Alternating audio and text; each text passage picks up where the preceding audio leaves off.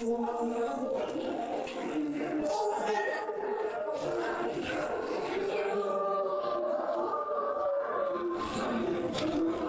வரலையா அவங்க? இல்லன்னு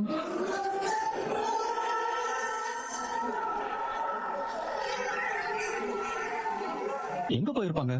நேத்து ராத்திரி வரைக்கும் இங்க தானே இருந்தாங்க. நான் கூட பக்கத்துல எங்க போயிருப்பாங்க, இதோ வந்துருவாங்கன்னு நினைச்சேன். மணி 8:30 மேல ஆகுது, இன்னும் ஆளை காணோம். அண்ணே, அவங்க இங்க வந்த நாள்ல இருந்து எங்கேயும் போனதே இல்லண்ணே. இன்னைக்கு மட்டும் எப்ப வெளில போவாங்க? அப்படியே போறதா இருந்தாலும் என்கிட்ட சொல்லிட்டு போயிருப்பாங்கல்ல. அண்ணே, காலையில எந்திரிச்சுதான் உங்களை பாத்தீங்களா? இல்லடா, காலையில நான் எந்திரிச்சு வரும்போதே அவங்க இல்ல.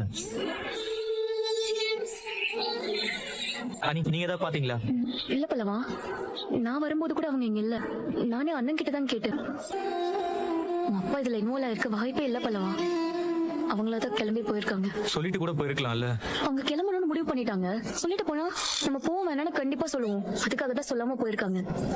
இது முழுக்க முழுக்க அவங்களோட முடிவு தான். ஏன் அவங்களுக்கு என்ன பிடிக்கலையா? அதான் போயிட்டாங்களோ? பல்லவா, இந்த கேள்வியை கேட்ட நீ உன்னை கஷ்டப்படுத்திக்காத.